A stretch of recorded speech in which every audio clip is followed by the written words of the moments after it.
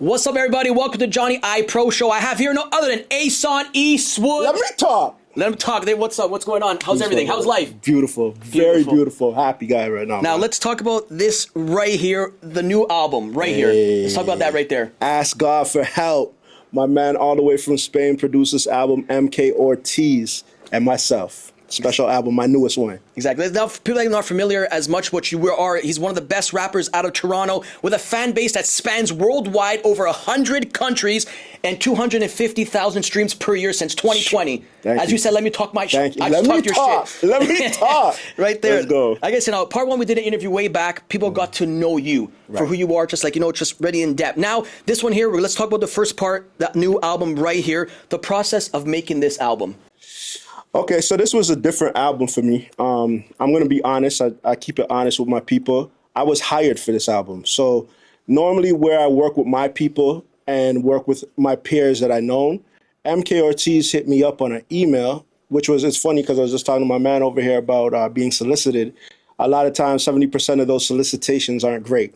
But this solicitation was great. And he hit me up with an album. He proposed with a contract of what he wanted.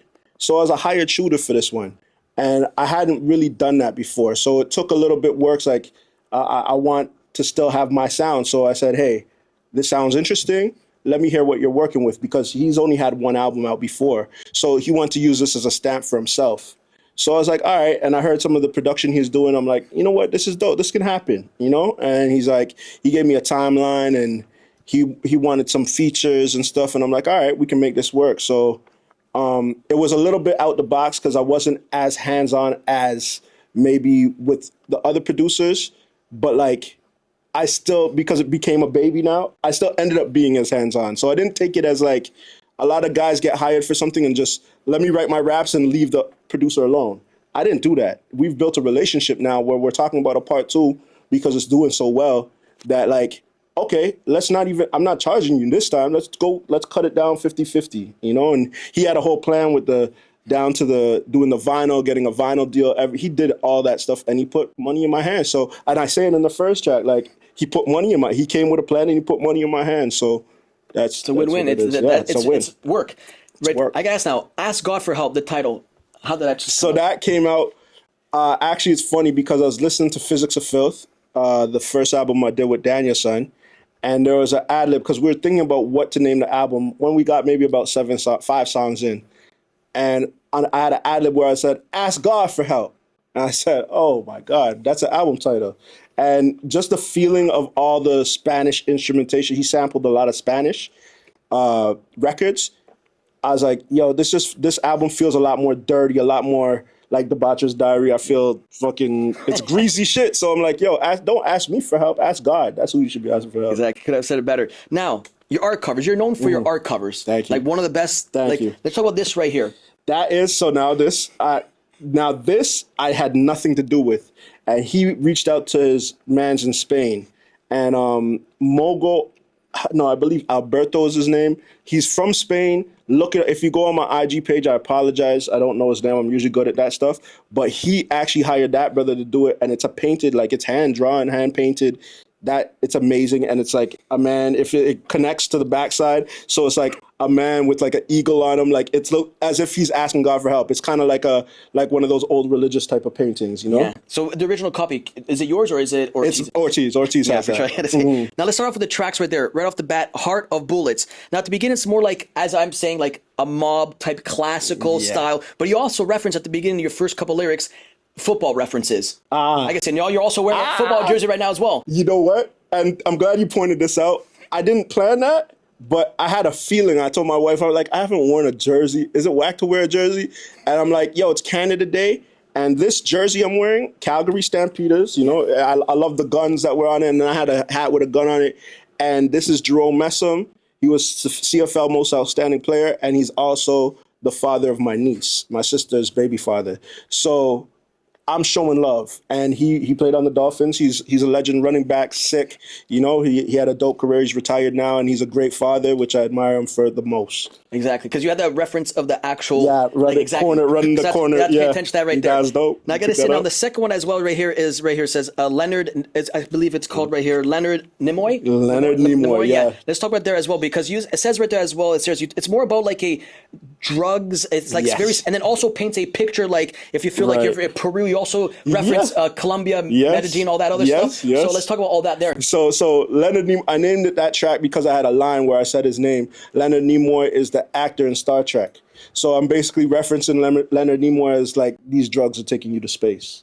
So that's the line. If you pick it up, and you have to be I'm not a Trekkie. I just know Leonard Nimoy. I'm that old that I know Leonard Nimoy is fucking Star Trek guy. And that track with Smooth, with Falcon Outlaw is a very dope track. Salute those brothers, because they just participated in this like off the love, and that's what's starting to happen.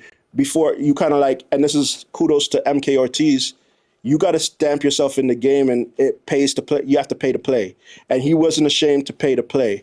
And I've done that now it's on the opposite end where it's like, yo, I want to be a part of what you do because we respect you. So, yeah. Exactly. Now, check and balance is one of my favorites as well. It's like a religion, as you said. Mm-hmm. Now, how do you balance your life doing all this stuff?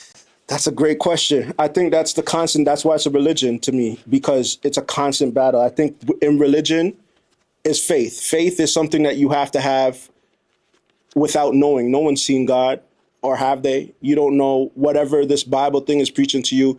Do you know if it's real or not? That's faith. And faith is the hardest thing to have because it's something you can't see, right? And I besides religion, I'm not really a person that subscribes to one particular religion. I like reading, and I have my beliefs. But I say that the balance is a religion, because you can drink too much water, like I said on that, right? You could go far left and far right, but you want to stay in the middle. And sometimes balance is a tightrope, and sometimes it's a bridge, which is a wider, easier thing to balance, right? So I just wanted to do something. So it's something that I've written. I'm starting to write my life out, and now I have a kid and certain things, right? So like the balance is becoming so much tougher to even what I'm talking about. Like every time it's a lot of drug rap, and that's what I come from. But if you notice with me, all my drug rap is prefaced with like, or after telling you these are the consequences. So you got to live with whatever you do. So I'm not trying to be Scarface, but I might need to be fucking the corner boy a little bit to make ends meet, And that's where the skill, a lot of times people want to be a drug dealer to talk about it. Sometimes there's a means because I need to pay the bill, and you have to find the balance of and that's something I don't do no more. I'm gonna say that. Let me say that. But like, it's just a part of life, and a lot of times the drug game is referenced into like the metaphor of drugs can be applied to every business, exactly. Every single one. You have to have customers, you have to have clientele, you have to be able to sell whatever you're buying. Right? You have to be able to give it out. These records, why would I buy vinyl if I can't sell it? So like, it operates the same way in the music business. Exactly. And that one lyric that really popped up to me, you said as well and stuff, because I lost my cousin due to cancer and stuff. You said one that actually hit. You're like, they found all these drugs, something like to cure AIDS, but nothing for cancer. Which is crazy, because back then in the day, like in Greek mythology, they had, I believe, I forgot the god's name, but he actually had like the cure for cancer written in a stone. Wow. And stuff. But obviously, how whatever it breaks down. But then your lyric, when I took that in, I'm like, wow, like you speak the truth, you speak like real life. Yes. That's why I always give you your flowers. I said, one of the best. I told Fury as well, like the whole Supreme Jeans, everybody, like when I rock with you, because you're one of the best to come out of Toronto. I appreciate and I've been saying that from like day one. He's been from the top, and he's been at the shows, backstage, love. Like Johnny, let me give him his flowers too. Like where you started and where you're at now. Like, this is what I love about the game, because when you believe in somebody, the people that believe in you. When you're starting, maybe I've seen a lot of snobby people go with people like, oh, his numbers aren't there yet. Yeah. Everyone looks at numbers, and we look at our own numbers, but that's not the proof. There's real life. We're in real life. There's real people outside. Exactly. We don't know who's really looking at, we don't know how algorithm is controlled. We don't know who's controlling a digit that's adding up, but we do know the feeling of people. Yeah. So when I met Johnny Pro and he's like, yo, come on the show, I wasn't aware too much, and obviously Fury's co-signing, but it's still my decision to make, right? And I came up there, yo, I got an artist from you. Wiz bun it all, the album Let Me Talk My Shit too. was from seeing a painting in your Wow. place. I hit up my man, I forget his name. Holy smokes. Though my brain is all over the place. But I say that to say that was one of the dopest interview what you had constructed. And look at you from that time. Yeah. That might have been 2 years, which is short but long. You're here and you're doing even growing it more. And I know you have ambitions to go even higher. Exactly. And I see the sky's the limit for you. I love what you're doing. Means a lot. Appreciate it. Every time, man. Every time I'm going to give you love. For sure. I got to say now, Married to the Money. Mm-hmm. That got me in my feels right now. Now, Married to the Money. Listen to that song right there. That was a good one there. It gives me more like, the intro as well has Joey Diaz. The intro, like right there, like everybody knows him. Like he's like. I love Joey. How does that work? Do you have to get it like? Perhaps is it clear? How does it work to get it on there? That thing's everywhere. It's everywhere. It's everywhere. That wouldn't matter. Like as far as samples, you have to clear samples certain. But I'm at a level where that might not matter as much. Of course. But you still have to be aware because that's why when people sample, it's the best to not try and make the sample obvious. Yeah. So like all these records that were sampled musically aren't obvious, but that Joey Diaz clip, I love Joey. I love comedy. I'm a comedy dude. So just fitting the album with certain things, I found that clip. I'm like, oh, I heard that pod and I'm like, this will fit the preface of the Married to the Money. Like, I'm going to do whatever the fuck I'm going to do. I'm going to be me. I'm going to perform. And that's coming off the Debaucher's Diary almost too, because it's like debauchery. He's talking about, I'm going to talk my shit. I'm going to do my drugs. I'm going to do whatever. And I feel the same way because like, yo, there comes to a point where we get fed up with this art thing. It's like, no one's fucking with me. It's a challenge to be an artist. And I know this is art, what you're doing too. Exactly, yeah. It's a challenge to battle your brain. Like, is this good enough? And then the people that meet it, that people that succeed, just don't stop. So they're always, if I get low, the point I get myself back, like, yo, I'm fucking me. Yeah, exactly. I'm sorry if I can't swear. Oh, no, I swear, yeah. Okay, I'm fucking me, and I'm going to do this, and I know I'm nice. I don't care, and people are going to support me or don't. Yeah. You're not going to, what you eat don't make me shit. What I eat don't make you shit. I'm going to still go, and I'm going to still shit. That's the thing. I'm gonna still eat the food, digest it, and shit it out. Exactly. So I'm here. And how I see myself too as well. Like, you know, people say like, you compare yourself with this guy. I see myself, when they say there's competition, I'm my only competition. Right. I don't care what you're doing. I don't care what you're doing. Because at the end of the day, it doesn't, like, I'm not going to lose sleep over that shit. At all. It's like, I'm my own competition. Right. I don't care what this guy's getting numbers. Right. So at the end of the day, it's like, what am I doing? What am I doing? And authenticity is big. When people see that you're full of shit, they could spot it from a mile away. 100%. That's why you might as well be real yourself. Like, some things might get 1-2 clicks, one get 1,000, doesn't matter. As well as just be yourself. Authenticity goes a long way. Because if they don't fuck with you. That's what it is. Your gift. Yeah. That's your gift. You are fucking authentic. Yeah.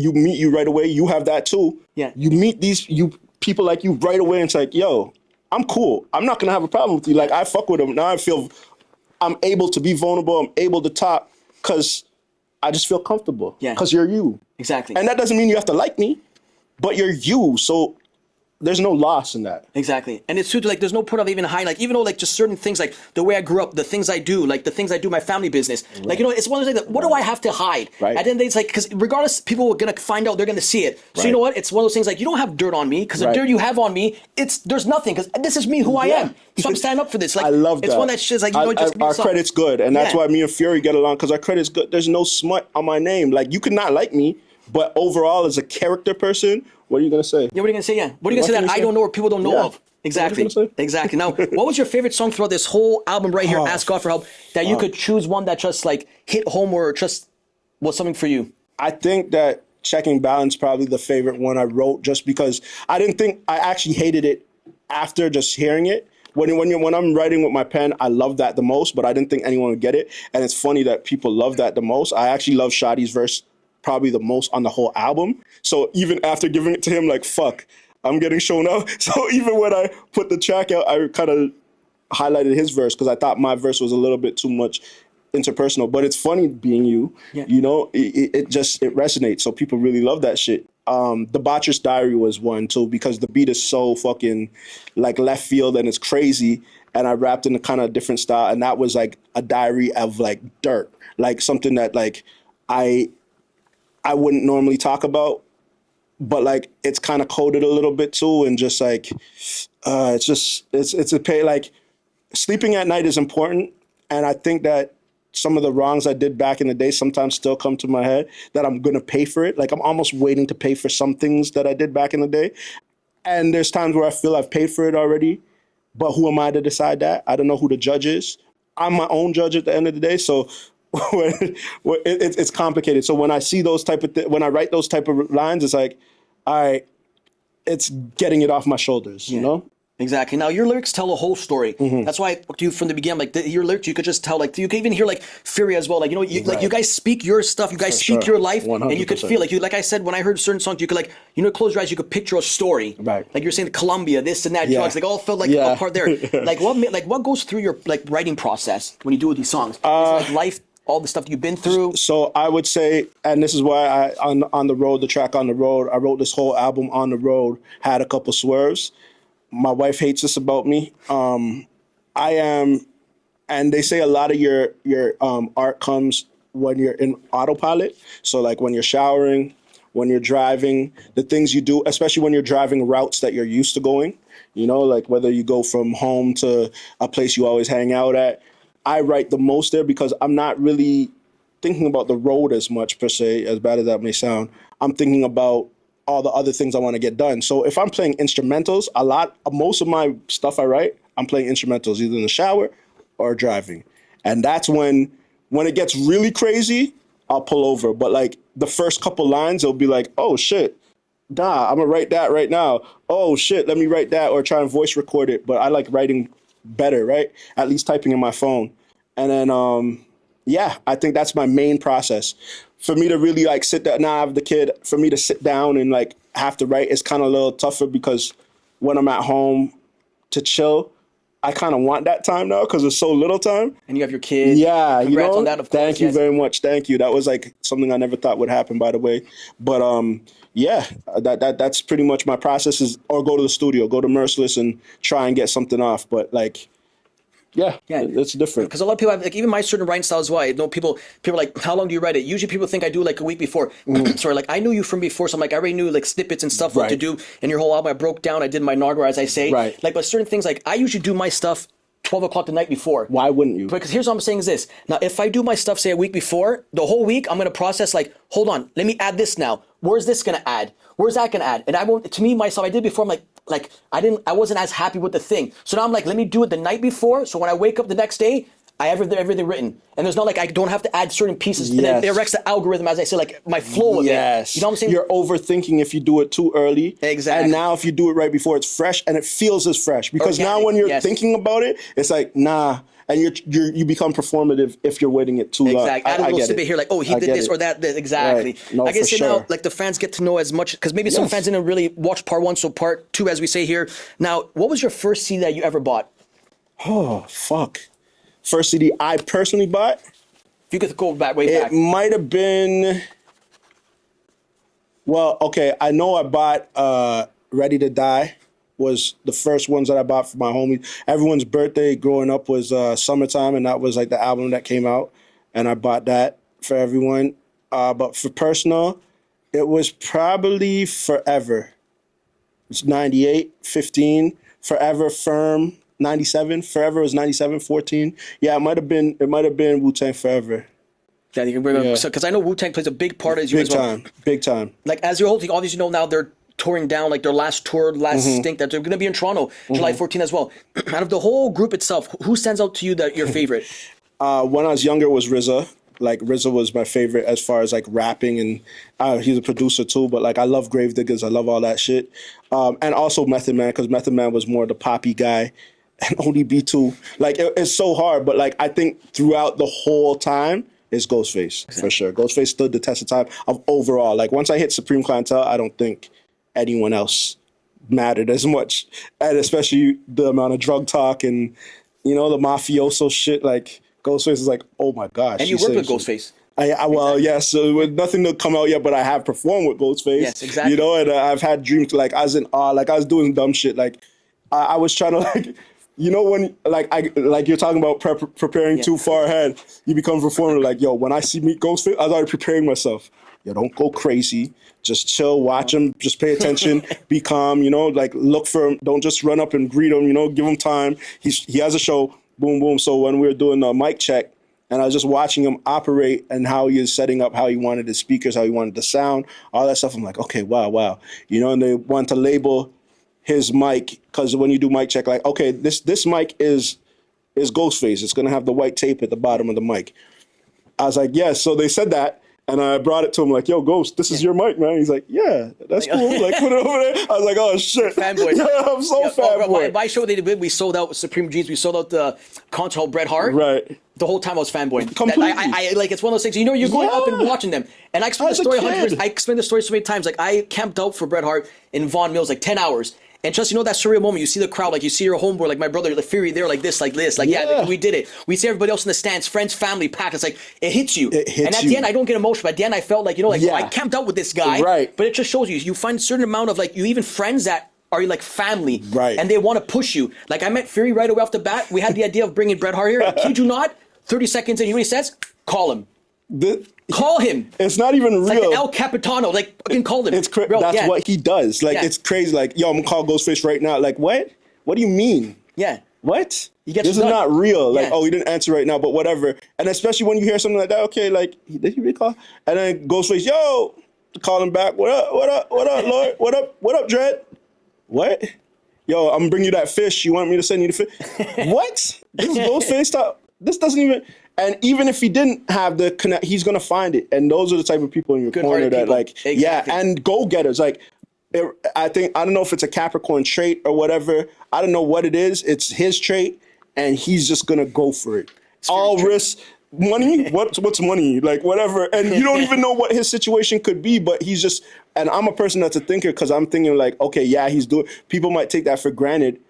Yo, he's coming out of pocket. You don't know what that is. So why are you asking for favors and all that type of shit? I hate people that do that, because you don't know people's situation. Although they're giving you so much, people want to take more because they're used to that. And he's just one of a kind. Exactly. Some people are like that. They don't want to buy one finger, but the whole hand, as my mom says. Why? Exactly. Why? Exactly. And I think that's where this energy is, because we're like, we're going to go get it ourselves if no one's there. And we're appreciative. There's gratitude, graciousness in when someone gives you something like, and it's the inner circle as well. Like I said before, like Austin, the guy like behind the camera, my brother, and then Austin, Fury, like yourself. Like I get generally happy when I see my people win. Right. Like it makes me happy. It's like, because remember, if I win, you win. It's not solo. We all win together. The best. We all win together. The best. So it's not like, it's like, I don't understand. Sometimes people are so greedy to think like, of course I like to win. Yes. Of course we all like to win. Yes. But remember, and now maybe you might be doing well, but you know what? You look at yourself, bro, my boy's doing good. Yes. I'm winning too. Yes. We're all in this together. You know what's crazy? Not until recently, that thought never came to me. I thought everyone was kind of like that. Yeah. And I think recently I realized people don't like, not the fact, if I win with someone, some people like that. I realize people don't like if you win and they're not involved. Yes. Even if they're winning more, but I want to be a part of your win. Yeah. That to me, I never thought about that's possible, because to me a win is a win. Like I'm an independent person. Maybe my situation of getting out there young, getting kicked out young and having to make it happen. But like, it's sick that isn't real. Like people, you hear it in people's voices like, yo, man, this just happened. Boom, boom. Yeah, that's cool. Yo, let me call you back. Whereas like, yo, if this is, I just got us this deal. What? You got us this deal? You know, and that made me realize I started to pick up on how people talk. Like, that's and crazy. Certain people. And sometimes the closest people you think they're closest to you. And it's like people that you just know for a little bit, it's like they're the happiest. Happiest. And sometimes even, I tell you, so even sometimes family too, you're like, bro, it's like, what? And sometimes people you met for like a year, 2 years, it's like, no one supporter. Yeah. And then that's where your community grows now. And I believe also that helps because we're all in the same field, so it's easier to get along. But I believe in that destiny. What's the word called? It's fate almost, but like you're fetalism. So when you're a fetalist, it's almost like the world is kind of like already gonna happen. It's gonna be what's happened, supposed to happen. I don't fully subscribe to it, but I do in a certain way, because I know I was supposed to meet this guy. I know I was supposed to meet you. And even though maybe we're close for 8 years, like I've met him probably 4 times and didn't know I met him. Like, we're like around the same people. It's like all these little things are like, oh, when you guys do eventually talk, like, yo, it's right there too. Yeah. Yo, you know this person too? Yo, you know my mother-in-law like that? You know my brother-in-law? Like, there's so much people that you know. And it's like, oh, this is destiny then. Yeah. It's just at the right time for it to be destiny. So I don't question none of the shit. Like Mercer will say, like, how didn't we work way before we worked? like Merce, it was supposed to happen. It's God's plan. Yeah, it's and God's a manifestation. As you manifest stuff Right. will happen for sure. Yeah, 100%. 100%. Now, who were your inspirations growing up as an artist? Is it Wu-Tang, as you said right there? 100%. Easily right away. I think that like as I got older, like when you're getting into 17s and 18s, where it's like I'm getting into more the like trying to discover for myself, like the mixtape scene is in that time, and you're getting to like the grime, the Dipsets and the Locks and the fucking. I love Saigon. I went through a Saigon time. I went through a Max B time. I went through a PD Crack time. Beanie Siegel, Freeway, all those guys, like all that shit. That's why we rap like that. All that shit. Very. I noticed your style as well. You give me that very New Yorkish vibe. For sure. I don't know if you got as well. Like even Naturally. you did a video. You have some videos as well. You shot in New York and stuff. Yes. But like you saw, like, you see certain people, they just blend in with the culture. Yes. Like I wouldn't say Toronto is very much New York. Like I mean, it's like we have some parts, but New York is very. I say very ruggedy. Yes. It's like like they grind it to get where they're at. Right. And that's why I see you. Like you're very like you give that New York essence. You know what? I think growing up in my time, it might be different. How old are you? 34. So in my time, it was much different. You couldn't. There's no the clothes like to get fly. You couldn't just get that outside all the time. New York, yeah, you'd have to know New York. You'd have to go to New York. So I have a sister that lives in New York. So I used to go there young, and it would put me ahead of the game. I think from the age of like 13 or 14, I was going in high school. Like people always thought I was from New York. My whole life, it's been that because I used to match my clothes. I used to uptowns. I might have had uptowns like 11, which wasn't a regular thing out here at that time. My time period. I had Woo wear. I had Woo Wallies with the Wu-Tang symbol. Like I went to the Woo store. Like like those things early. I think I love Gerbo jeans. I love those things that were exclusive, and I knew I could only get them. And sometimes paying $100 for jeans is like, what are you doing? Like but like. This is why I'm like this now. So if it's tough because in this era, everything you can attain. Like if I want to go get something that's sold out, I could buy it from a secondhand guy. Or sneaker app. And like there's no like complete exclusivity. So it's like it kind of hurts it a little. But like at the end of the day, you should just love to wear it anyway, right? Because you love it. That's your style. But like. That little part is kind of missing that separated you from the hype beast in you. Yeah, like it's separated. Like you really, a Fat Farm tracksuit, baby blue, powder blue. Like what the fuck with powder blue, Woo, two-tone Woo. Remember the Rockaware, those suits, the velvet? I couldn't afford that. You know what I got? I got the Exco. Remember Exco? Exco. Oh, you went crazy. You went crazy with it. That's like Stitches time. Like when we had back Stitches. Then too, my brother used to do back then and stuff. He used to cut other clothing brands, like logos, and just stitch it on there. He's ahead of the game. Yeah, and now they're doing that type of shit now, repurposing, remodeling. Like I've had a Burberry shirt that stopped fitting or had a crazy stain. Trey Paul sent it to my man Trey. Like, yo, my umbrella, I have a Burberry umbrella that broke. And right now he's making me a piece out of it, and no one will have it. Exactly. So now that's what he's basically doing. And now, as you mentioned Trey Paul as well. Last time we mentioned Trey Paul, we said New York has a Dapper Dans.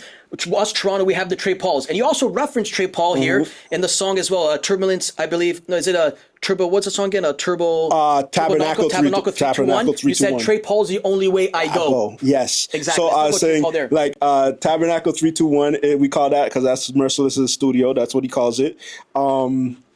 Trey Paul is the only, like, I think that's what separates me now of that exclusivity. Like, not only are you getting custom, bespoke, fitted shit, it's high-end street shit. It's not like shit that his tag should be like Amiri prices. Like, you should be paying $1,500 and his tag is still heavy, but like, it's deserved. Like, like he's crazy. And I think he made me an ambassador of the brand, which is amazing. Like, I get pieces every show, but Trey Paul has been like Cardinal Official, a lot of like that's the first one I'm thinking because he just told me he made another piece from. But like he's all in New York. Like he does specialty. He's teaching courses, university. I know he's I don't want to say those words, but helped kosher with certain sewing techniques and whatever. And they're combining and doing crazy stuff. I just love to see it. Like those guys. Trey Paul's been like I bought Trey Paul jeans and I saw there was a runway, a fashion show, and when I was like 20, I've been knowing Trey Paul forever, and I still have the jeans. They're like Gerbo jeans, and this guy's doing stuff them times, and to see what he's doing is growing. It's beautiful. I love it, and to be a part of that, like we're just combining our shit. Exactly, it's a good thing to see. It's like a beautiful thing, and as well, like you actually shout him out even during on stage, but even with Fury as well. Time. You take the jacket off, they shout out Trey Paul, this and that. So if it's an ambassador, like this is the guy 100%. You choose right there because he's on stage. Like you open up for like Ghostface, Styles P, Mobb Deep, like Havoc. Like you open for a lot, every one of them, like a lot. Like that's not like pushovers. Like when they say like the greats that come out of the city, MOP, one day when it's all said and done, like that's why I always like to say it when I end this, like you're gonna be set as one of the best as well. Like Fury, like the whole Supreme Jeans, ain't nothing to with basically. Like like it's like comes with like a. We are making that, and I think we're continuing this type of rap too. Like I'm starting to see the young boys, the young producers, especially like in their mid to early 20s that are producing like us because of us. Like literally in the DMs, like, yo, I do this like this because of you. Like it's inspired. Like I always love this type of music, but seeing that it's coming from our city, like you inspire. I'd love to get a track with you one day. Like that type of stuff. It makes me know that we are actually pillars. You know what I mean? And people inspired to do events and do everything. Fury does everything. There's nothing he doesn't do. Don King. Don King. Like, but beyond Don King, he's like Mike Tyson in Don. He'll still fight you, exactly. And he'll promote. Like to promote the fight that he's fighting. He'll spit a wrestling promo on your head. He'll promote he promoting the show that he's also rapping in. Like he's doing everything, player, coach, everything. So. I just think that this is going to be dope when we look back. But right now, it's looking forward. Exactly. Let's go forward. And because there's so much things that are going to happen. Like now we're doing a full circle. Like you said about Fury, when you hit about, the big shows we're doing. We started, though, at the Basement 254, where this was like a small venue, like 100 plus people. And we started packing those up with ourselves. And then Fury's like you said, nah, we need to up it. Let's get Group Home. Yeah. Oh, let's get Killer Priest. Oh, now we're packing that beyond. And then his ambitions are taking him to the Ghostface, to the Conways, to the Styles P, to the MOP, to the it doesn't stop. And he went to the biggest stages. I'm performing in front of thousands of people. Sold out, thousands. Like that's crazy. And then now that only makes me better. And then you know what he does, though? Because he knows the man that owns Basement, we're going to bring it back. A reunion. And we're going to do Toronto. And now my man Daniel's son, right? We're going to do the Bite the Bullet, July 4th. Lansdowne, 254 Lansdowne, Basement 254. We are rocking. And you don't want to miss that because it's going to be limited, but it's very intimate. And me and Daniel's son are performing Bite the Bullet, Physics of Filth, things people never got to see in real life. We've had shows booked in Boston, in New York around COVID time that got canceled. In the Middle East in Boston, in New York, we're going to do, it might have been, I can't forget the venue, but they closed down these venues that were legendary, so they'll never get that again. And people were so upset about this. I have the posters framed and stuff. And now, Toronto, you're going to get it this time. We've had a shooting that happened that kind of messed up things that happened in one of the shows we were trying to get with Riggs and them. It's been something every time, but this time we're professionals. We've done it now the right way, and we're coming back together to do it the right way, the best way. It's going to be a once-in-a-lifetime opportunity. And especially I've seen as well, advance tickets are $40, but it's going to sell out quick. You're doing it at a price where it's affordable for the actual fans to come. Right. It's like, it's a hit or miss. You're not going to come and miss it. And on top of it, the drinks are not expensive. You're not going to get those expensive like venue drinks. You're getting home drinks like where you can go crazy. You can spend $50 and be smashed out of your face, and then on top of it, you're going to get all the artists. You're going to get the Jukos. You're going to get the Snacks. You're going to get the Wisdom, Fuego Gods, Che, and intimate. So now where you don't want to miss the bus because next year, because these shows are going to take off. I'm not even talking next year. I'm talking within this year. You're not going to be able to say, hey, I came and built with them. You might want to smoke a spliff with Danielson. You might want to smoke a spliff with Wiz. You might want to do all these things. Get them now that you can have that experience now, as it might be a little tougher later. And it's for the not even the OG fans. If you're a new fan, you come experience this because when they see you on stage after in front of thousands, they're like, "I was there," type of thing. So it's like, it's real talk for sure. I guess now the chosen one. How did that nickname come about? That's Fury, man. Fury dubbed me like early, like, yo, you're the chosen one. Like one day, like I just do what I do, And it's funny because I was actually gonna bring the pen in and put it in my ear. There's one day I kind of subscribe because music kind of been chasing me, but I wasn't really chasing it. I just love the money, the business of other things that I would run away from it in a sense. And then in 2016, I kind of just made the decision, let me just release one album and get it out my way. And if it doesn't do whatever, I just did it. I won't have a regret. And that was Nimbus, and I did that, right? And then we started seeing, just like Fury would be, hey, these are the hot guys out here. Let me pause. Let me call these guys up and get a feature here because I had money to play with. So I'm gonna make this shit work so I can enter the game for real. And we started getting those Conway features before they were even those guys, Benny the Butcher. And then now, fast forward a little bit, maybe half a year later, ODB's birthday party, ODB's son's birthday party, a son, and I was there, and I seen Merciless out there, and then Kid Cole and all these guys, and then they brought me. He was shooting a documentary, brought me to Merciless studio, and this guy's there, and he was bigging me up like, "Yo, check this song with Conway that he has," and boom, boom, and then Fury's kind of okay, examining me, not sure. I'm sure he probably was like, I don't want to really like him because I don't know him. And this guy's getting bigged up in my face, like, okay, who is this guy? Like, initiation, yeah. So boom, I'm just being me, and it resonated. Then fast forward maybe a couple weeks later, yo, come on this Kid Cole album with Freeway. They put me on a Freeway track. Like, what? Mental. This is crazy. All right, yo, I'm gonna do that, and I'm gonna do what I do. Now I say all that to say, within that little year of like where I was, there is at a level, but not at a level.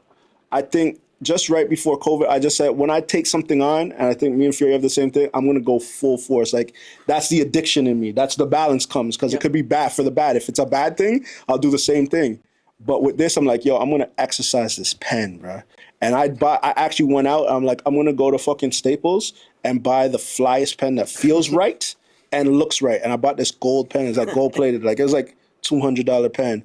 And I'm like, yo, I'm going to friggin' start writing my shit and just get it because I read something about blue ink and writing in that, how it sticks in your head. And I just went into like a super mode where I was at fucking Merciless's house relentlessly. Like, there's so much tracks. Like, I have ridiculous amount of music. And that probably was in like a 2 or 3 year span. I probably don't even need to record again, to be honest. But obviously, because you get better. But from that part now, I just took and Fury started like, yo, you're the chosen one, bro. You're the chosen one. Just from that time. And then he started saying it on stage and it just stuck and everyone started calling me chosen one, the chosen one. And I think it's more even beyond talent. I think it's also a stir of the drink as far as like the aura, like I bring people together. That's my goal. And he has that same shit. Like, let's make this happen. Yeah. Like, and I think, nonsense. Yeah, I don't like, let's talk about like Tonas. Let's talk about all these. I've worked with everybody from the city. Not because everyone has politics in people's name and everyone feels those guys have been so ingrained in this game for so long that they might be jaded by it, and they don't want to approach another rapper like rappers are friggin' this and everything. I don't care. It's not about, it's competitive for sure. You want to be nice, but my competition lies in that I can acknowledge within my competition that you went crazy. I can acknowledge that easily. And I want you to go crazy. And I want to be a part of you going crazy. Even if they don't like my verse, I'm on it. What? And maybe someone might like it. So all that type of stuff is my buildup. That's who I'm built as. So that makes me chosen as far as like, yo, you think Jesus is going to be fucking saying, no, you're too good. Like, I'm competing with you and you can't be in this and I don't want you to outshine me. Nah. And Jesus must be the chosen one. So I'm maybe I have some characters of him. Exactly. Some. And not to be fucking, to whatever, but I got to pat my back sometimes because I'm very modest a lot of times, and Fury just gives me that extra energy to do that. And you know what also goes a long way as well is obsession. Yeah. You're gonna be obsessed with it. Because if you're not obsessed with it right now, you're obsessed with the music. Yes. Even though some people don't use a word. No, you're upset. I'm obsessed with this. Yes. Like after I'm done with you, I already have two more. Like I have two. I'm already doing something. Like after I'm done, I'll be like, you're not who do we bring next? No, I'm obsessed with it. You're not playing. Like when I'm done, I'm like, okay, man, I have some days off. But then you're obsessed with it. Yes. I'll call I'll call us like, oh, this and that. Like this. I'll call for like this and that. Like I'm obsessed with it. It's obsession. Like how Kobe says. Best thing he said one time.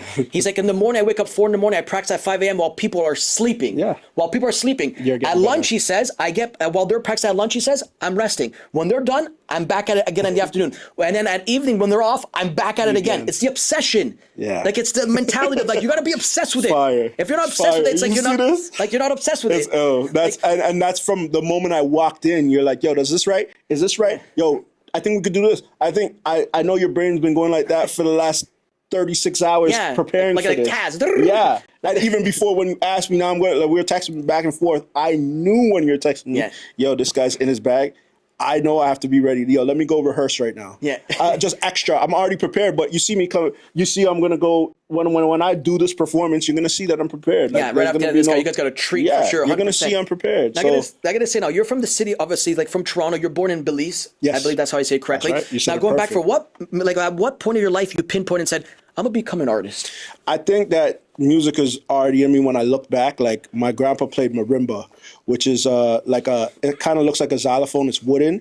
And it's like pling, pling, pling, pling. It's like what do you call those things like during Caravana? Yeah, like steel pan. Steel pan, yeah. But it's kind of similar, but it's like a xylophone, like wooden xylophone, kind of looking like, you know how it has like the little blocks, and it like they play it with like mariachi. My grandpa used to play with like a mariachi band in Belize and music, and supposedly I always be dancing and singing and wanting to play it. And this is where my dad always tell my mom and my dad always tell me, like, yo, you just attach to music. Like, I have a lot of young pictures with me. My dad set up the mic and vinyl and rapping and wanting to do all this and that. And, performing like I was a kid. Come out here, I'd wind up the place. I'd be winding up girls and doing all this type of stuff. Like, I was always that guy without shame. Yeah. And then now we could perform. Now we can go ahead. Like, in grade 6, we'd have speeches. You have to do public speaking in school. I'd see kids go the new term would like gain trauma or whatever from this shit and like be depressed having to do this at the end of the year.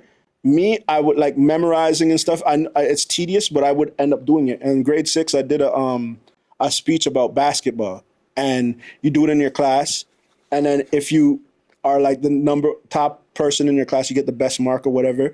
They won like the best 3 people to do it in front of the school. Auditorium, yeah. Yeah, and I did it in front of the school. I was one of the 3 people, and I'm in grade 6, everyone else in grade 8. And I was doing this basketball speech in front of the school. And then after, they wanted me to do it in front of some other friggin' area school. So like performative shit, although I get butterflies and all the same shit. Of course, yeah, same way everybody does, yeah. I could turn the switch. I use it for me. Like it just works for me. Like, okay, so the switch goes I have to go do this now. Yeah. And like a lot of my homies right now, when they see me from performing in the basement to like, oh, Ghostface, yo, you're like a different man. Like, where's all this super, super confidence? Like, yo, this is my friend. This is my friend. Yeah. Like, yo, you guys don't see this in me? Like, yeah, I know, but it's with us. Because people relate everything interpersonal, that they can't do that when I'm a person like Fury. We're going to talk the same way amongst people. It's just that we're not amongst new people all the time. But if you saw me in front of new people, I talk the same way. Yeah. So it's nothing really changing. It's just they can't fathom, yo, there's 1,000 people in here. And you're just doing that like that, and everyone came for Ghostface and not for you, and now, yeah, that's why I have to turn it on, because I'm gonna look crazy, and I'm not gonna make us look crazy. Yeah, I'm obsessed. I want to be nice. Yeah, it falls into place. Yeah, and there you as well as stuff as well. You said like you were just instilled like with like not even the genetics, just in your blood to become like what you're doing now. Like when they say God had a plan for certain people. Like you say, your whole family, like there's certain like instruments and stuff, like music. Yes. So it's just in you right now. Like, what are you going to do? Perhaps, like, say right now you want to get a say office job. Sure, the money might be good, or whatever it may be. But is it really what you love and what you enjoy? I'll be completely unsatisfied. I want to get like it'll make me go crazy. Either for me to maintain that will make me want to friggin' drink and do drugs to pass time. Because and then what happens? You step back again. You go like then I can't destroy myself because I have too much pride to destroy myself all the way. That I'm gonna be like, all right, you have to go harder. Because getting money is one thing, and there's certain things you have to do. I'm not afraid to work a job. That's not at all what I'm saying. You can work a job, right? Yeah. But I'm still going to obtain my goals, and most of the time, I've already set myself up in a way. I tried to go to school. I tried to do these things, which has helped me within this music career unintentionally, because I wanted to find. I didn't finish high school on time. I didn't finish that till 30. I went back because my mom had cancer, and she made me do that. I didn't fucking get a skill. I didn't work enough jobs to have a skill to put on a resume, but now I drive all the time. I do all these other things. Friggin', I've met a network of people that do have jobs and might have companies. So it's like, let me call my network. Honestly, times is tough right now. Shit's not moving how I'm used to moving. You got anything I could do? Come drive this car for me and do, cool, I'll be here. Let me know what time. And I'm reliable enough to handle that. All right. and I'm shameless enough, not even shame, it's not even shameless, that might not be the word, but I have enough character to be a professional and say, yo, I can go do this and keep your company at a level and not embarrass you, that you're going to be proud of me. I'm going to be proud of the job that I'm doing right now. But this also is not a long-term thing. This is just to pay some bills and get some extra things that I need to get done. And I'm still going to focus on this dream. What makes me Some happy? people might say a dream, but it's a vision, this goal, right? Vision, could have said better. It's a vision. Fury talks. Exactly. Vision for sure. Because at the end of the day, it's one of those things like, as long as you're doing what makes you happy and you love, you can't lose. You can't lose. Like, you know, like this here, like it I already won. And yeah, I win. Like it makes me happy, and like I will leave right out the door. Like I just did it with like perhaps like one of the best, I said, artists in the city, and then I had like my brothers here like watching and stuff, and the part like it's like I'm happy. I was listening to an interview with the girl that you had on, Kayla, I think. Kayla Diamond. Yes. Oh, shout out Kayla Diamond. And somehow if you could You put me onto her. Yes. If you could And connect. she said something important in the interview where she was like, yo, when you're going, because I think she wanted to be a lawyer, or she was going to be a lawyer. Her family's right? the commercial Diamond and Diamond, which I'm like, that's fire. Okay. And I was like, yeah, that's what's crazy. I'm like, yo, and she's ill. And I was like, she's talking about, yo, I realized I wanted to do this and I got signed, whatever. But your thought is like, yo, it's Beyonce or not. And it's not Beyonce or not. Just like any job industry, there's so many different ways to go. And I can pay the bills with this. But I'm looking not just to pay the bills. I want to exceed. I want to leave a legacy to grow my life in a way that everyone's chilling and help everyone. So that's the next level. But it doesn't have to be Drake to do that. Exactly. You know, there's Cardi's, and it doesn't have to be Cardi to do that. These are all blueprints set out to get to a point, and we're creating our own blueprint that gives another person another opportunity to see another blueprint. You know, like I said, this guy hired me like to do a job. Like, hey, let's do this. That's 2 weeks of work that would have took maybe a man that makes $100,000 a year 3 months to make, right? That I did in 2 weeks. All right, cool. Shout out to Kayla. Like, if you guys Supreme G's, if you guys could somehow connect with all that, like, absolutely. Like, she's like, there's big things going on with I love everybody. what you're doing. Love what you're doing. Exactly. Like I say now as well, as I get more into like the deeper, I won't say feels, but you get the true essence, because you, when I speak to, everything comes out true. Now, Supreme Jeans, how it all came apart and stuff, and Lord Fury. Right. Now, what does Lord Fury mean to you? Yeah, there's too much words. It can't be surmised right now like that. I think he's an organizer, man. He's the general. He's the top. Like, he's the OG, as the what we say now. You know, like they have the YNs, the friggin'. He's the OG of OGs. Like, I think that he's a leader, no matter what, natural leader, and whatever he wants to do, he wants to do. The passion ended up, that's why I carry Supreme Jeans so tough, because it's like there's so much routes to this thing. It's not just all, bossiness is in us. He's a bossy man. He's gonna be bossy, but he's a community guy. So he wants to give it back no matter what. So when he's in that community, he's gonna definitely, this guy's gonna cook for 100 people in the community center, buy food. There's not a time my wife will tell you. My wife constantly, call Fury and tell him, message Fury and tell him thank you. Anytime I go by his house, I leave with a pack of saltfish, a pack of fucking ackee, a pack of fucking, here, take these steaks. Here, this, that, take this. Here, just have this. What is going on? Yeah. I feel like I give, but I'm not at even that level. Like, it's just so secondhand nature. And it's like, this guy is relentless in all that he does, and it's just at a benefit, and he's not playing around either. So it's like, no dumb shit. He's gonna joke around and do all the joke around, and that's who he is. But dumb shit is different than that type of shit. Dumb shit he doesn't deal with. So like, also, if you're coming into the cypher, you can't just be on some and we went to Montreal and the nigga had his ass showing and stuff, and Fury automatically just didn't like him. And because he trusts his intuition, he wasn't supposed to be liked. Yeah. And I brought him out he's gonna do a video like, who is this guy, Ace? What are we doing here? That guy almost died that day. But he, instead of dying though, he lost his soul as far as like, he had to check himself. Like, oh man, I'm not as fly as who I think I am, or I need to regroup. And that brother, whatever, hopefully you're in a good spot now. But at the end of the day, character is what drives him because he's the highest character. And he also understands not everyone's going to be like him, but not everyone deserves to be around me. And those are things I take for myself. I've grown a lot as a man. He has kids that he friggin', freeze. You know what he has to do to super dad make things happen. And then he's moving like frivolous. Yo, I'm going to throw, a show. Some of these shows cost. Yeah. Bruh, what? Yeah. What? He's revived Phoenix. Phoenix is shut down 80 times. They're supposed to shut down 80 times. As you said, revive at Phoenix. Legit revive at Phoenix. Yo, it's unbelievable. So his story has to be documented and told. And that's why before we, life is not, the only thing guaranteed is death and taxes, right? So unfortunately, we're all going to die, right? But I want to make Supreme Jeans be on a level. I want to contribute to that happens before any of us die, that it's there. And if the worst does happen, now the story has to be told no matter what. Exactly. Properly, and he has kids and he has legacy and everything needs to be dealt with properly. So me wearing Supreme Jeans, I take a responsibility that's different than people might understand. It's not just to be cool and say Supreme Jeans. That's why, I'm sure Fury wants some of the brothers around us want to be part of Supreme Jeans too. But I tell them, I always preface them after that, say, hey, you don't have to do that if you don't want to. Yeah. Because if you take on Supreme Jeans, you're taking on more than just saying it on a record. Exactly. Or tagging it on a record.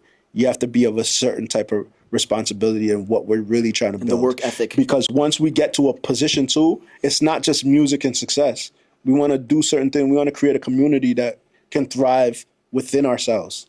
And, down to growing food, down to policing ourselves, down to all the things, just how we move, having the type of women that are around, the type of kids we're raising, the type of things we're doing. It's just reflection on yourself as well. Right. That's as well as when Fury told me the whole Supreme Jeans Entertainment. And then I went on stage and I even said themselves to Kurt Angle in front of it was during the Havoc show. I said, what we're doing now, I said, it's music. It's more than music. I said, it's entertainment. It's all combined. Everything. It's like a community. That's your Supreme Jeans too, brother. You are. It's that's what it is. It's family. It's like entertainment. We bring the whole, it's the whole team together. Yes. It's a vibe. And the thing about him too as well, and even yourself too, I know there's a little portions that's like a brotherhood. If I need something, even sometimes I was down, I give Fury a call and he'll call me oh, you're good, this and that. Or if I need something, it's he's like, I trust your vision, let's do it. I'm like, whoa, I just said as an he's like, let's do it. It's like one of those takeover mentalities. We're taking over right now. We're taking over not the city. Everything's you know what he told me? He's like, let's go to Montreal. We're going to Montreal with Bret Hart on the screw job date, which Bret Hart never talks about. 20th anniversary. Fuck. Yeah.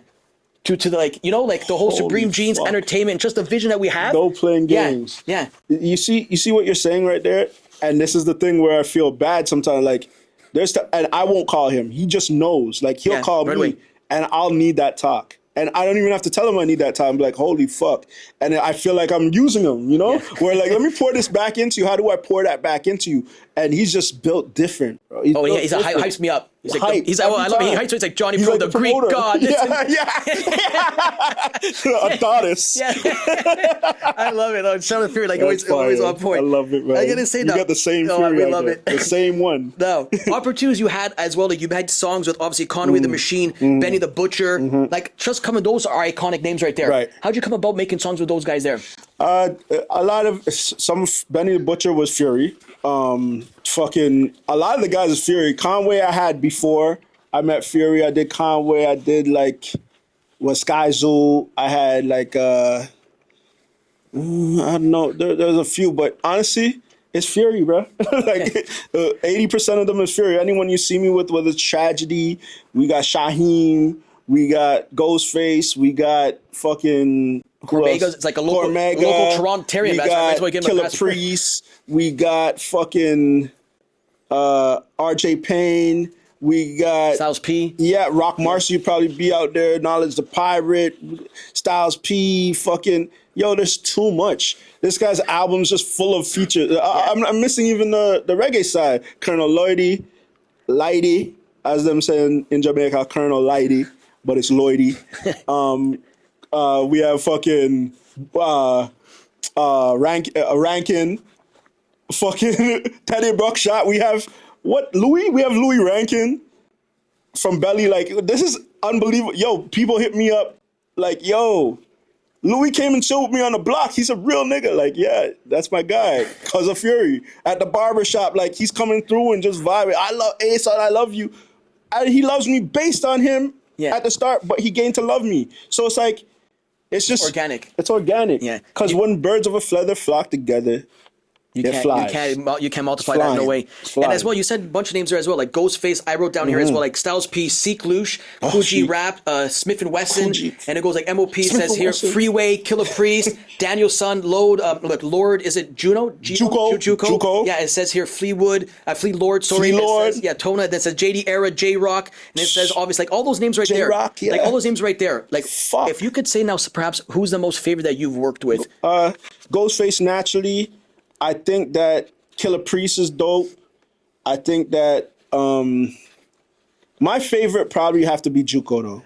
Juco, I think we're just so on the same. He's a Pisces brother like me, and he's very much like a working, like he's a blue collar guy, off, and yeah, he's younger. He's 30, 31, I think he turned this year, and he's with us like in his mind. He has his own business, own home. He has so much responsibility at that age. Certain things remind me of me and us within him, but he's taking the torch and he's more sure of himself. Like that young to be sure. It just reminds me of our generation. Just like you hunger, do. yeah. Yeah, that hunger, and he's gonna do it no matter what.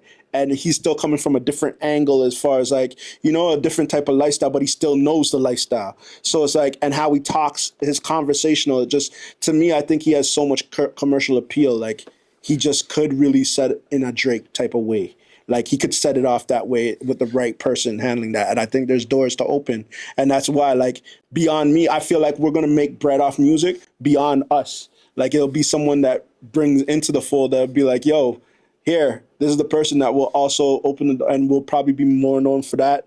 And the people that know are going to know us, what we do. It's just going to end up being a beautiful thing. Exactly. I just see it. Now, I believe 12 albums in the last 8 years.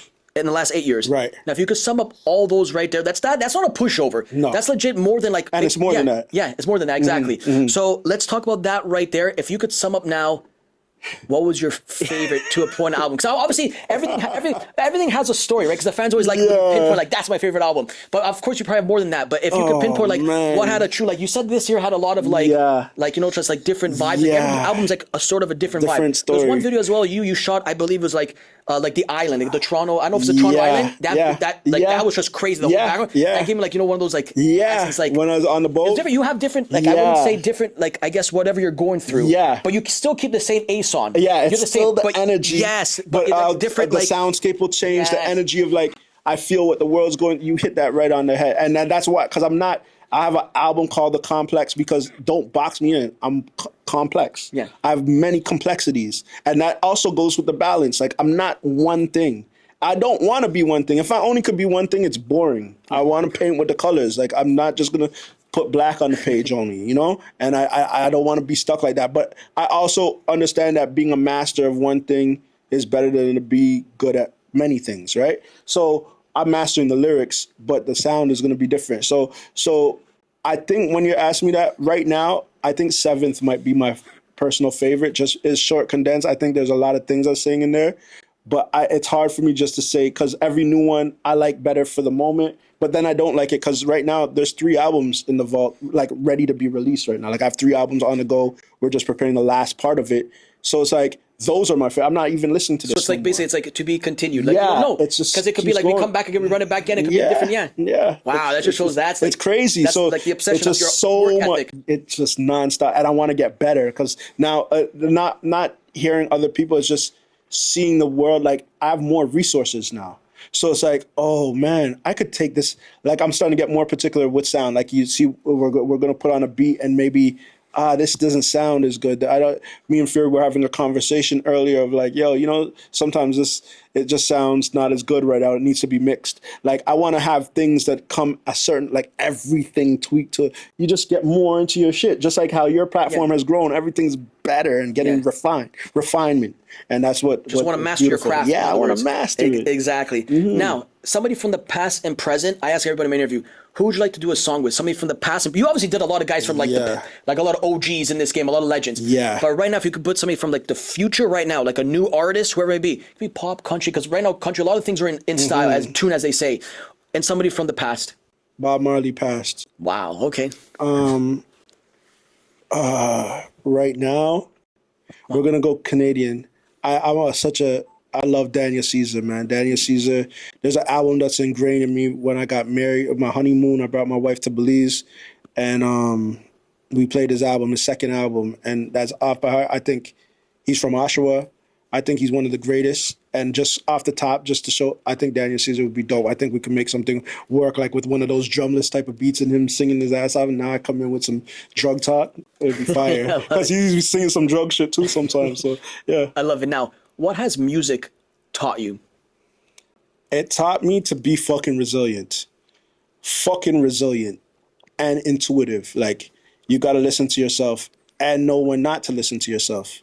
That you're doing too much. It's not that you're not listening to yourself. You're doing too much. You got to chill. But resilience is the biggest thing. Music is fucking not easy. It's not for the weak-hearted, for the weak stomach. It's not guaranteed. Nothing here is guaranteed. You could be up 1 second and 1 second's not as where you want to be or how you're feeling. And it's just a roller coaster. And I think that it's different than a 9 to 5. I love the roller coaster, you know? Exactly. And now, like, yo, don't be so hard on yourself.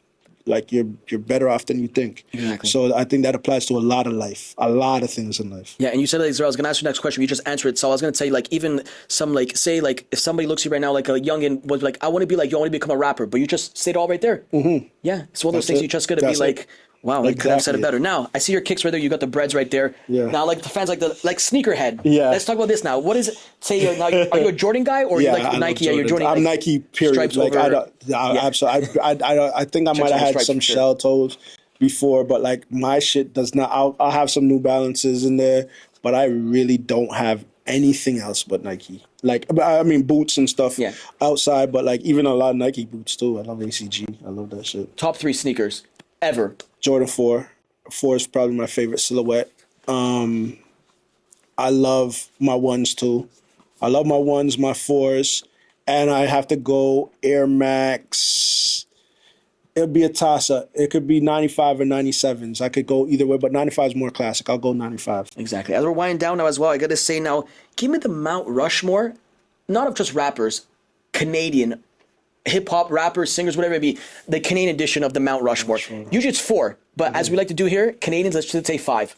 Let's do it, like, bring it up. Americans 4, but let's just say our own Mount Rushmore is 5. I fuck with that. I fuck with that. Okay, I got to go Ghetto Concept. I love Ghetto Concept. I fuck with them. I want to fucking work with Ghetto Concept. And I put them as 1 just because they're a group. I'll just give them 1 slot as a group. Cardi, I have to go give Cardi those flowers because he broke through some American things that was really, really at the time. Not a lot of having that deal with Akon, I think, was a big thing, opening up the door and people acknowledging. I remember being downtown Toronto with the when Jay-Z came down for Caravana and he performed there. I have to put Fury. I'm putting Fury on that Mount Rushmore.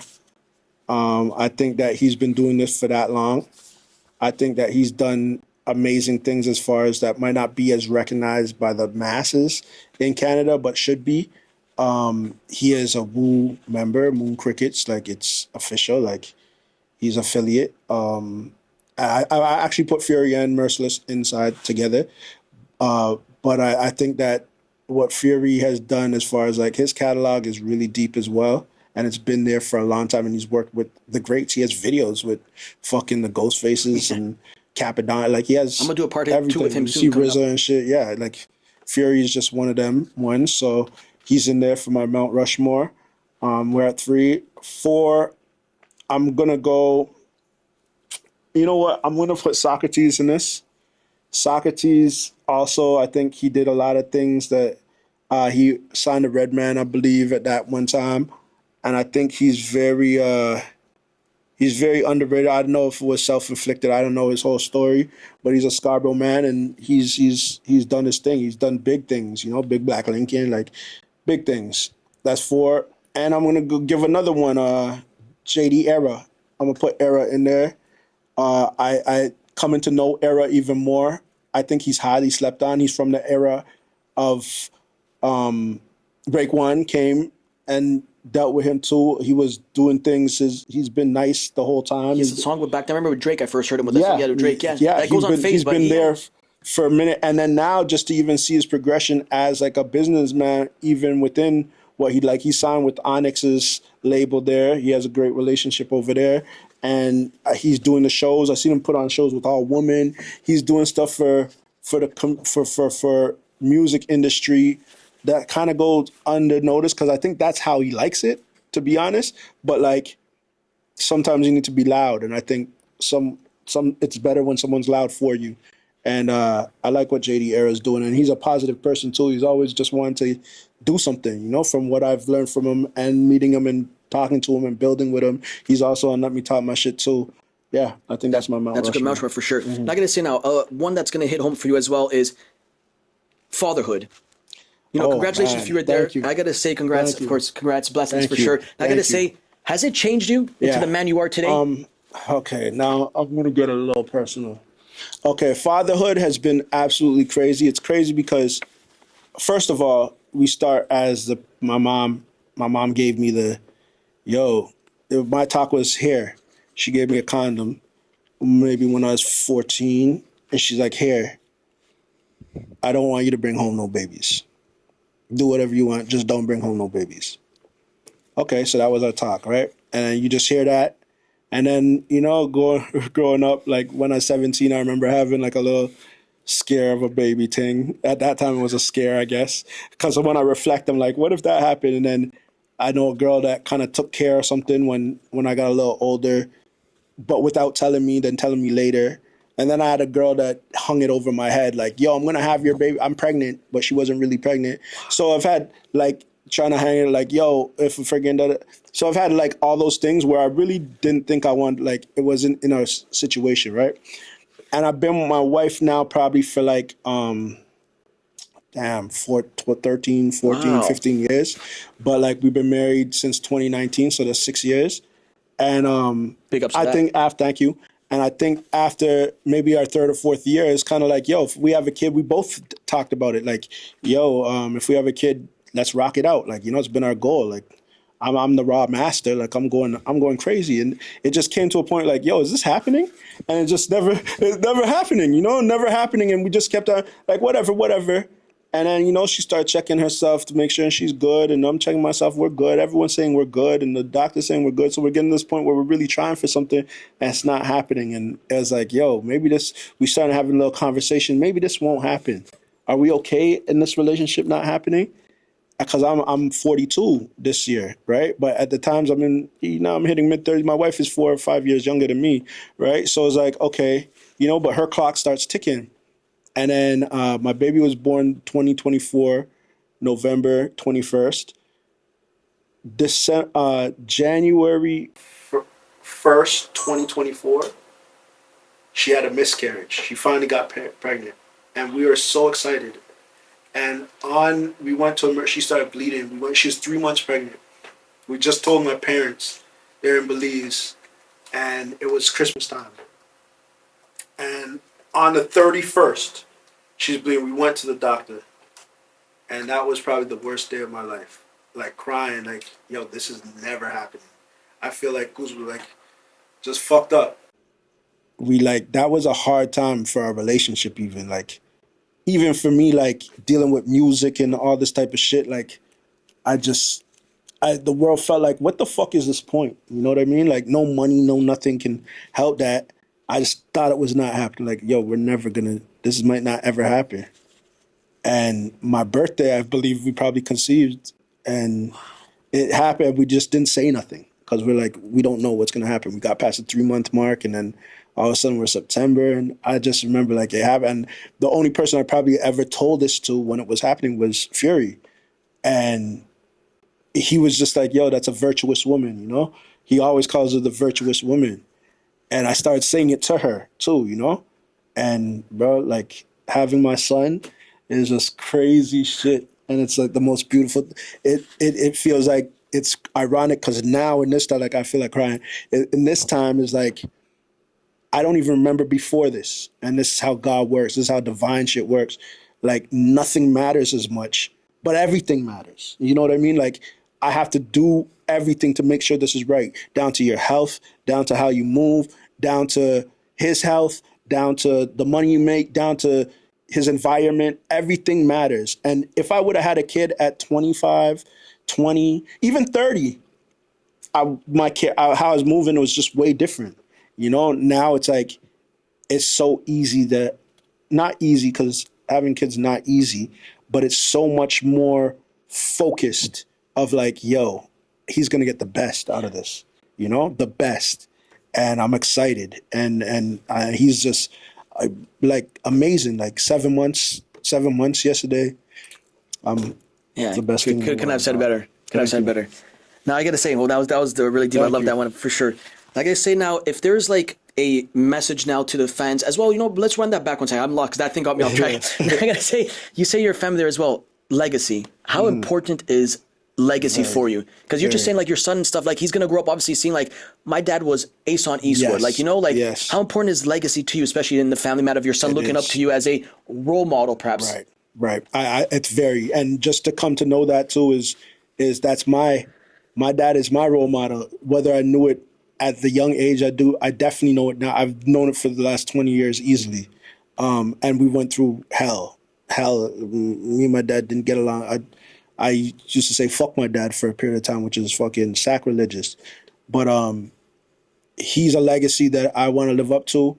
But my dad is also a G. So like I actually got firsthand training of like, there's no limits. My dad supports everything I ever did, really, even if he didn't. Even the worst shit.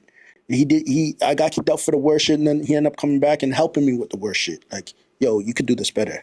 I'm gonna teach you because I come from like, that's crazy. Yeah. But that's how much unconditional love is. And I realized it seeing my son. And now I think about things like, yo, my son's gonna hear these lyrics and be like, what the fuck?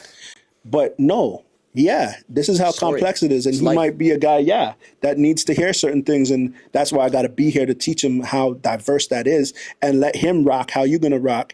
But I'm here to protect you at all times, but also protect you by disciplining you as well. So like my legacy matters more than a physical dollar could matter because that's your name. If my name can carry, if I have $1 billion and I'm secluded and no one really fucks with like let's say what trajectory Kanye's kind of going at, right? Like I'm talking all this crazy wild shit.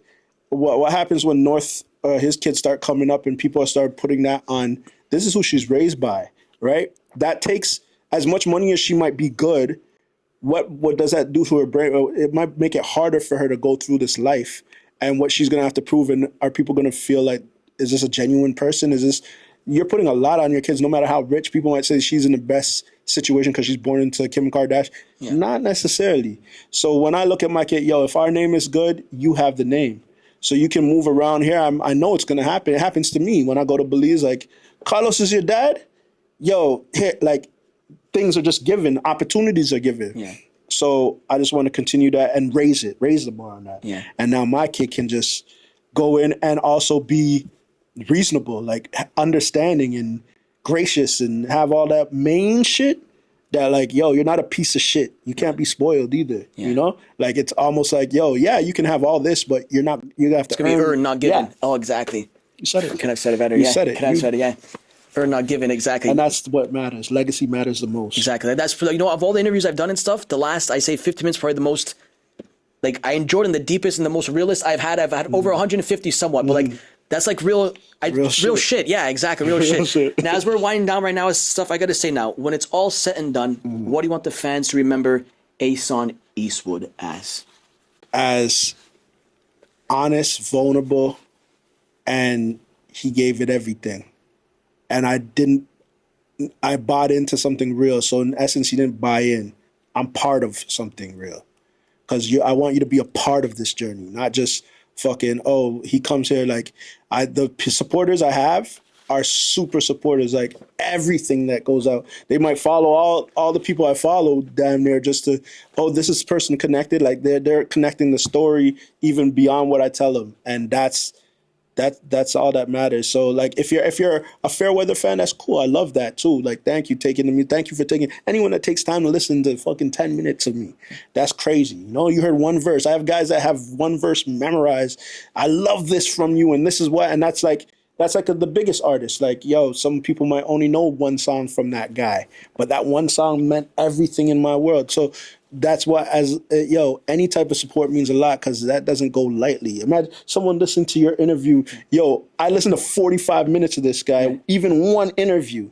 You took 45 minutes of your life to just go here. And it's not like you're fucking at this time. It's not like you're Letterman and that you're in front of everyone at a button switch. Exactly. You almost had to find me. Yeah. So that means more at this point. Yeah. Eventually you're going to be that. But at this point. Yeah. So those are the things that matter the most. And that will always be there. You know how ill that is? Yeah. That will always be there? That I can put out a record and 100's going to sell no matter what at this point? That will always be there. That's already a blessing. Exactly. Asun, because you shine like one, as you say. Let's go. I can appreciate you so much. A lot of love and blessings. Johnny. Guys, hope you guys enjoyed this. Stay tuned right after this. A special performance by Asun Eastwood. Let me talk. You know what we're doing, man. Right now, let's get into it. Johnny Pro. We had just had a dope interview. I had to pour my heart out. You know what we do. But I'm here to let y'all know you got to ask God for help. Not me. I'm not the one that's gonna help you. Look, let me talk. Let me talk.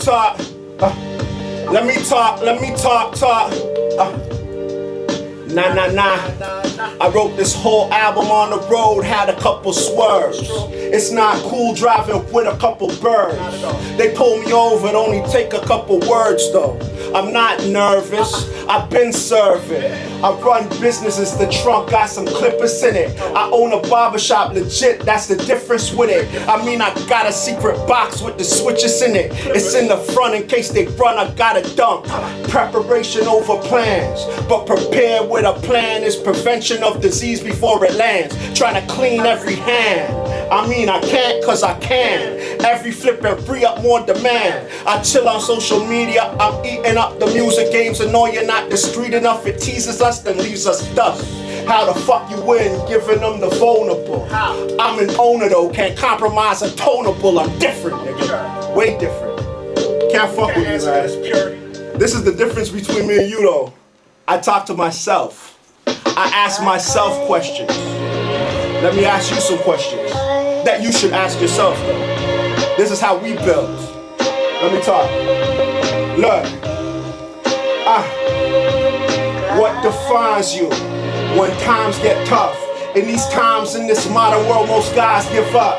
All the lies and information our eyes seen too much. I wanna teach the youth, but I'm still selling pies too much. We in the age of Aquarius now. We beat AIDS with a pill, but the cancer is still running wild. All the cap is corny, no shade to the Capricorn style. Need a Libra scale of balance to turn an inch to a mile. Can't repeat mistakes, the challenge to not flinch like a child. Stand firm in your beliefs, there's no path in the now.